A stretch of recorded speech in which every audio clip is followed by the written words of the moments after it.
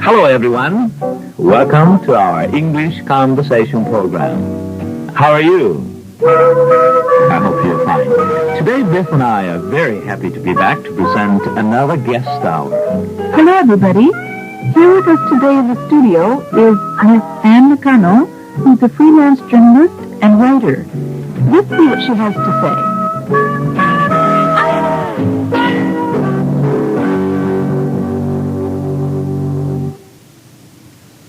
Special welcome to our program, Ms. Nakano, and we are very delighted to have you on this program. I'm very happy to be here. Hello, everybody.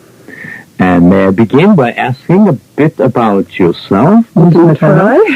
Okay, thank you. Don't tell me you're from an extraterrestrial place, but where are you from? Well, I'm from an extraterrestrial place. Are you? England. Mm-hmm. Could I ask where you grew up in England and also where you were born? I was born in a place called Bletchley in Buckinghamshire, which is in the south of England, but I grew up in a place called Derby, which is in the Midlands of England. I moved when I was about 8 years old. And can you tell us a bit more about your hometown? You said that, what sort of place is it? Derby, did you say? I said Derby, and it has nothing to do with horses. No.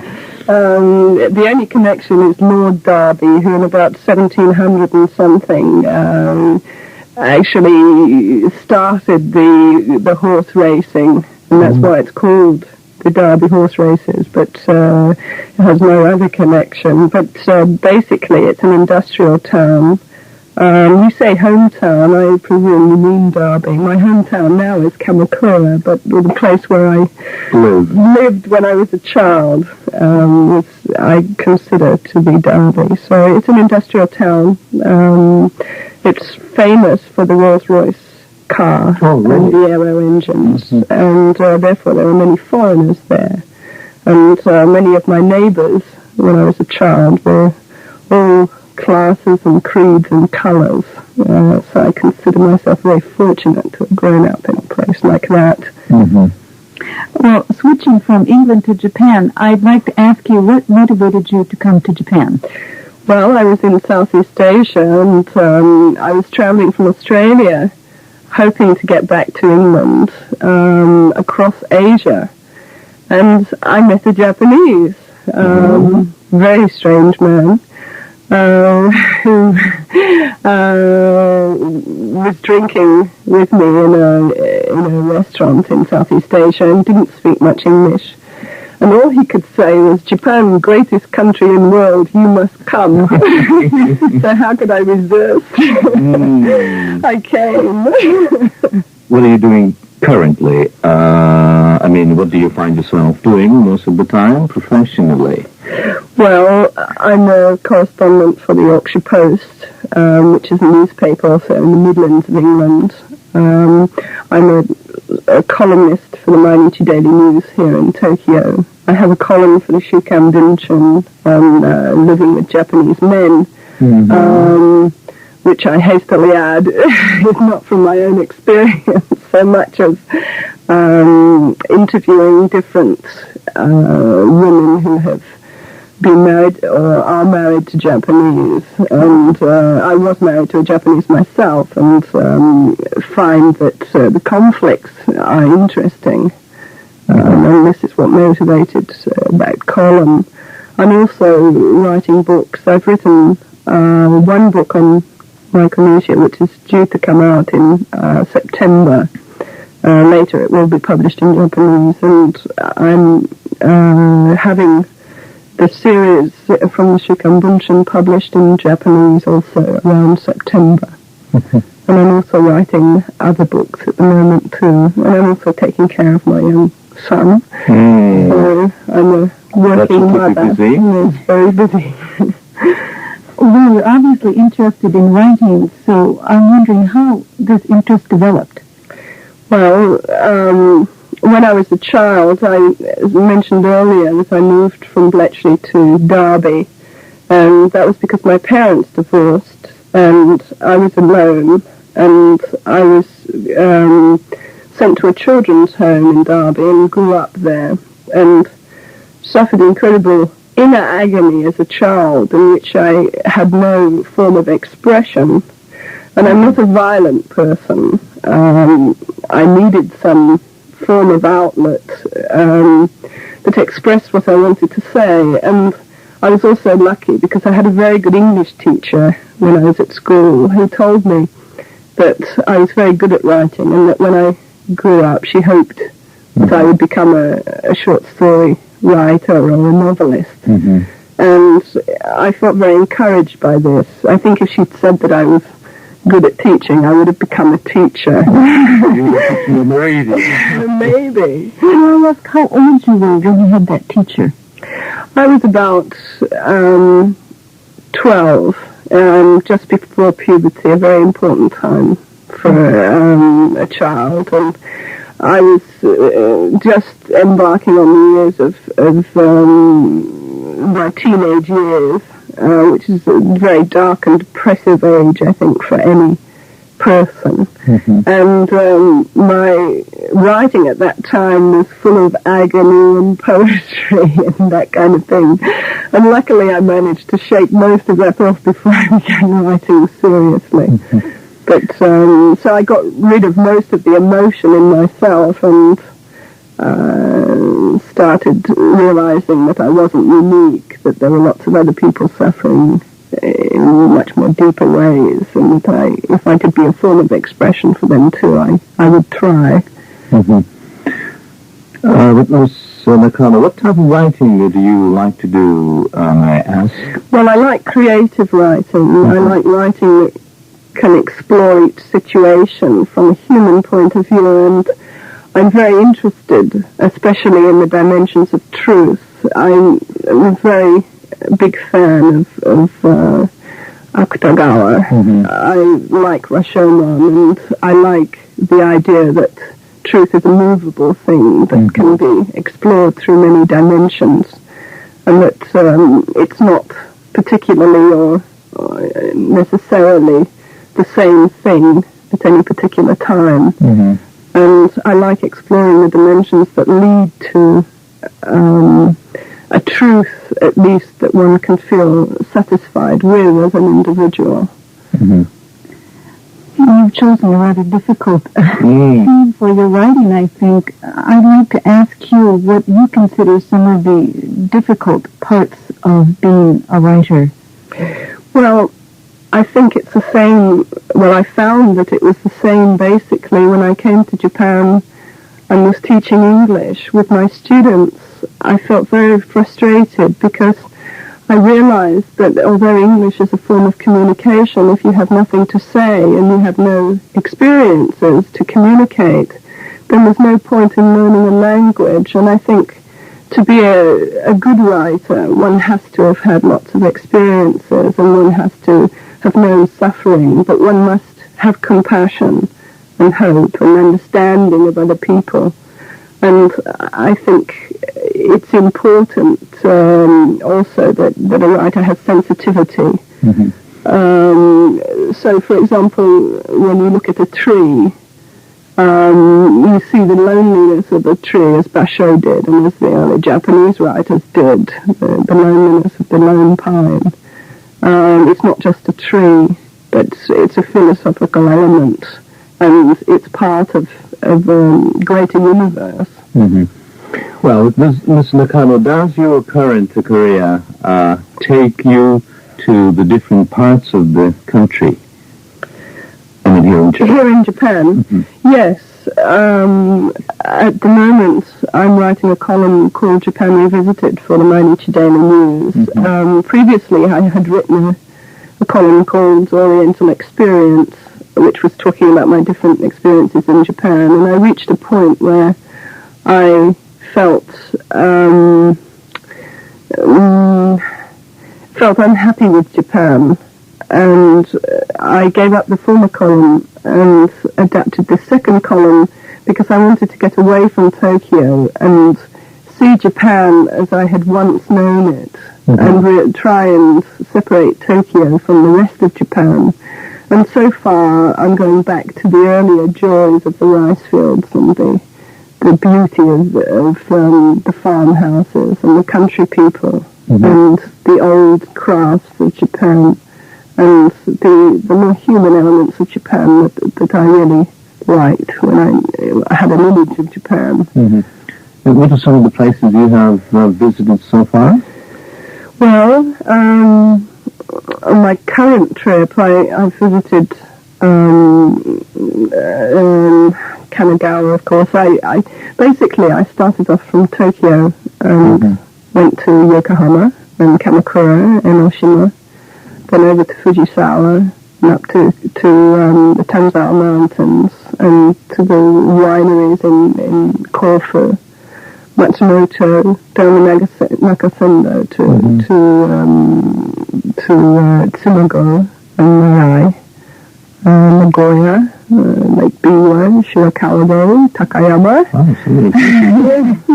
how did you travel? By train or by local train? By local train. Yes, yes, with my baby on my back.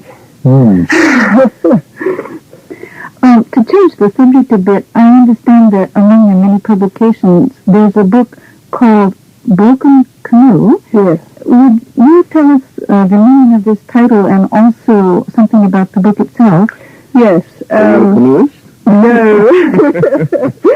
Unfortunately not. But, it's a book about Micronesia, which are islands that start off about 3 hours by plane from Tokyo, Guam and Saipan, and further down they extend from the Philippines with a place called Palau, and then east as far as the Marshall Islands, which was famous for bikini and any dock. The bombing, the nuclear explosion, the testing, nuclear testing that was done in the Marshall Islands. And originally I visited the place on assignment for my newspaper, and I wanted to do some travel articles. But I realized there was very little actually had been done on the islands, and I started writing about it for other people and got lots of interest. And I think the Pacific is going to be a very important region for Japan and for places like Australia, where I also publish. And so an Australian publisher agreed to publish a book on Micronesia. So I went back again and again and again, and each time saw it through new eyes and through new dimensions, and through the dimensions of truth that I was talking about earlier in this program. And I found that the people of Micronesia were actually nearly all descendants of some culture of the world. I mean, it's been dominated by Spain, Germany, Japan, and now Micronesia. And the three presidents of Micronesia all have Japanese blood. In fact, the president of the Federated States of Micronesia, Toshio Nakayama, his father was a fisherman who jumped ship, and he was from Tsurumi in Yokohama. Yes, I interviewed him down there just before he died at the age of 80.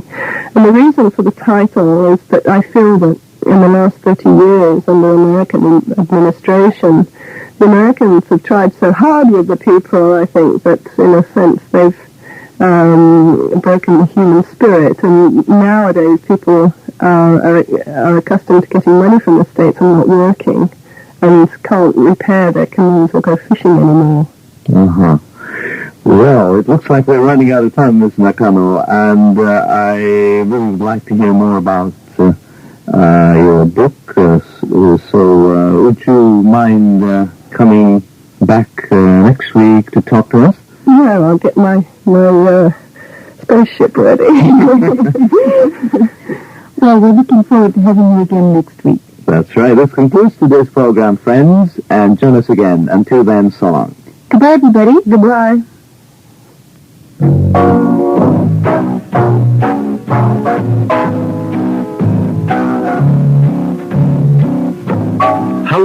everyone. Welcome back to our English conversation program. How are you doing? I hope you're doing fine. It's time for us to present the second half of our guest hour. Here with us today in the studio is Ms. Ann Nakano, a freelance journalist and writer. Hi, everybody. This is Beth Higgins welcoming you to the guest hour. I hope you enjoy listening to us.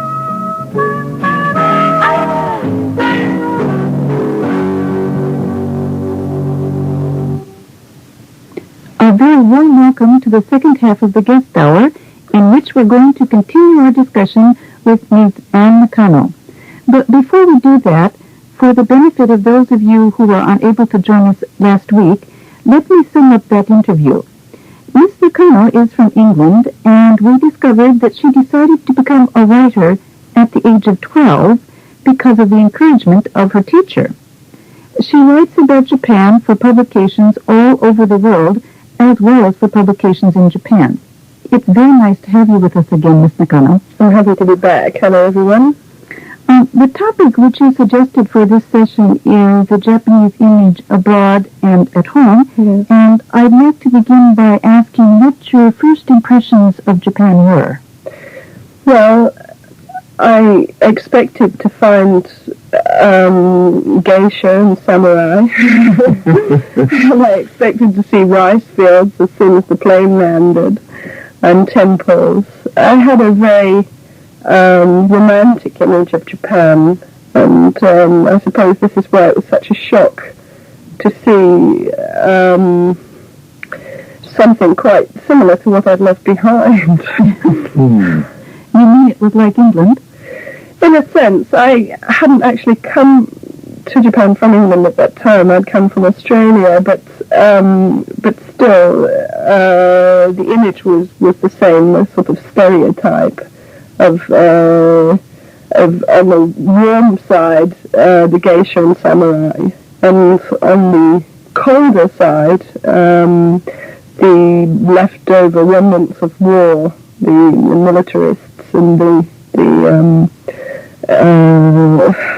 the aggressiveness that I was led to believe was part of the Japanese character. I remember very vividly at the age of 13 watching the TV documentary showing Mishima when he committed suicide, and that surprised me very much.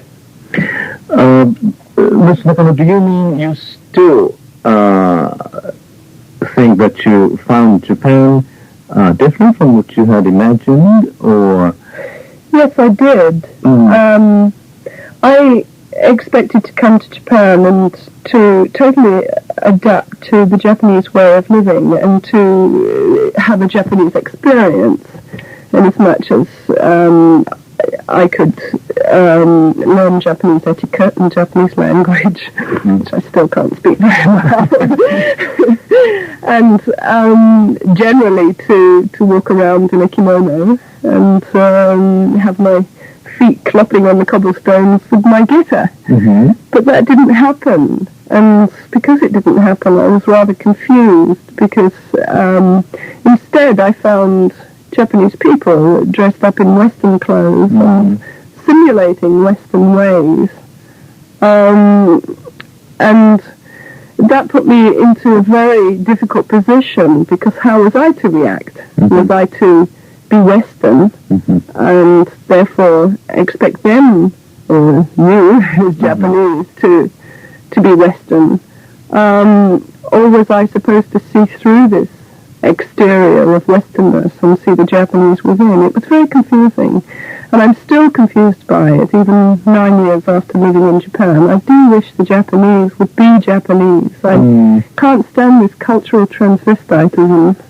Well, we found out last week, of course, you're a writer, and so I think everybody would be interested in your opinion of the quality of articles published in English about Japan. Yes, when I first, well, just before I came to Japan, as I said earlier, I did have this image of rice fields and geisha from the material that I had been reading. And when I came to Japan and started working as a writer, I realized where these misconceptions were happening. one example is that my editors in England are not really interested in modern Japan as seen by somebody living in Japan. They want to prolong the myths that are still in the minds of the average Englishman, as you were mentioning earlier.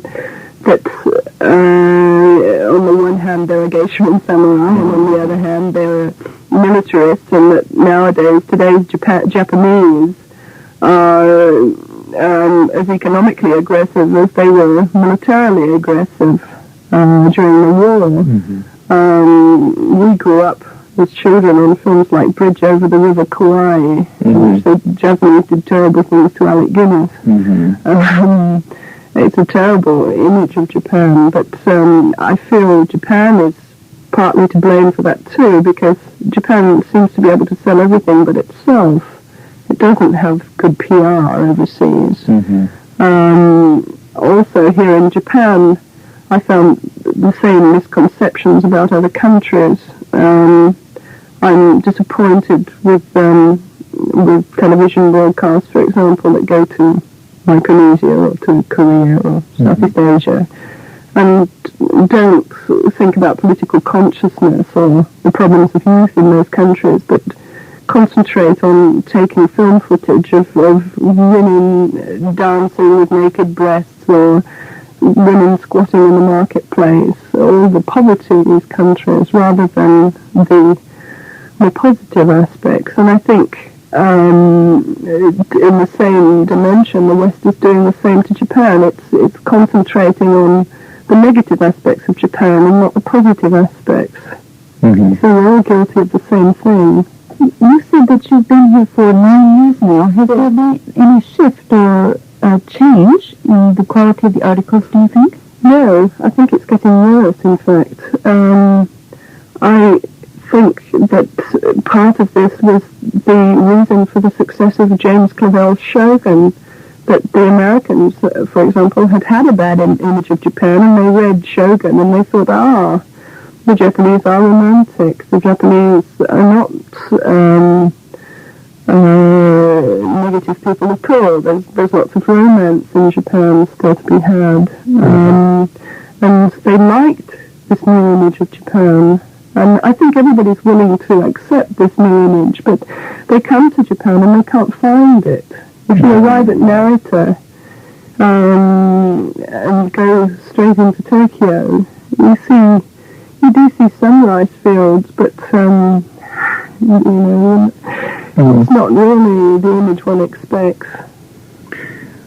Then what do you think we should do to correct or say at least minimize a mistaken image of one's country? Well, I think first of all, we as foreign correspondents, of course, have to make our own efforts, but I think the most important thing is to prove to the people who come to Japan that the Japanese are what they want to be. For example, the Japanese are always saying to me, how can we become more international? And my feeling is that Japan can't be truly called international unless there is more exchange on a grassroots level, that there are more foreigners mingling naturally in the everyday life of the Japanese. For example, local shopkeepers, if they're foreigners, then it's not unusual to see a foreigner in the street. If there are foreign children at the schools, then the children will become accustomed to foreigners. That kind of thing. Whereas at the moment, I think too many people from the upper echelon of the society, like the politicians, are the ones who get the trips overseas. And we know that on the upper echelon they're used to foreigners, but it should really infiltrate into the society. And unless, for example, Japan treats, for example, Southeast Asian students here well, then those Southeast Asian students are not going to go back to their own countries and say Japan is wonderful if they've had bad experiences in Japan. Therefore, I think if the foreign correspondents here too, if they've had very good experiences in Japan, then we can write about those experiences and prove that Japan isn't the place that the editors back home are insisting it is or it should be. Sorry to get complicated, but that's how I feel about it. Along this line, what aspect of Japanese culture or society do you think is most likely to be misunderstood, or is at least difficult for people who didn't grow up in Japan to understand? I think, first of all, the facade of Westernness. Japan isn't Western at all. It's modern, I think, but it's not Western. And it's frustrating to think of one thing as something and then to try and deal with it in that way, but then find out it's completely different. I mentioned the term cultural transvestitism earlier. What I mean by that is that I feel the Japanese are wonderful people when they're being Japanese, but when they're being Western, I feel they don't understand the West enough to convey a feeling of warmth in that Westernness. What, Westernness? Yes, yes. The second thing I think which is difficult for foreigners to understand is the dualism. In the West, we're brought up in a Christian atmosphere in general, and we're led to believe that there are forces of good and there are forces of evil. And at most times during our life, we should try and have the forces of good fight the forces of evil and triumph. Whereas in Japan, these two forces are allowed to continue together. So, for example, you have in architecture, you have the beauty and simplicity of Katsura being built at the same time as the Raza-Daza of Nikko. So there's this sort of blatant extrovertism on the one hand, which could be called evil or whatever, and the beauty and simplicity of Katsura, which is the Japanese soul. And at the same time, you have mischievous kami or gods as well as good ones. And I think this is wonderful. And I think this is a concept that the Japanese should retain, and also not only retain but insist to the West. I think the West is wrong in this concept, and I'm more worried about this because of the threat of nuclear war. The Japanese are the only country that have been atom bombed in the time of war, and I expect a lot from the Japanese. I don't want the Japanese to stand up and pretend they're Western. I want them to stand up and say we're Japanese and this is the benefit of our Oriental wisdom. And that, all right, maybe President Reagan can say that all evil comes from the Soviet Union and all good is in America. I think that's a naive statement, but he has said it. But I think the Japanese could stand up and mediate and say, well, yes, but why can't they live together? Well, Ms. Nakano, finally, could I just ask you one more thing? And how do you think living in Japan has benefited you personally? Well, I think in many ways, the most important being that it's taught me another way to think. And now that I have a son, a 1-year-old son, who's attending a Japanese daycare center, I like learning with him and seeing Japan through a child's eyes, and seeing the way that his teachers deal with problems and the differences or different ways of dealing with things between myself and them. Well, Ms. Nakano, I'm sorry to say that that's all the time we have today, and I'm sure our listeners enjoyed joining us, and thank you very much once again for coming to talk to us. You're welcome. Goodbye for now, everybody. Everybody, this concludes today's guest hour. Join us again next time. Until then, so long. 本当は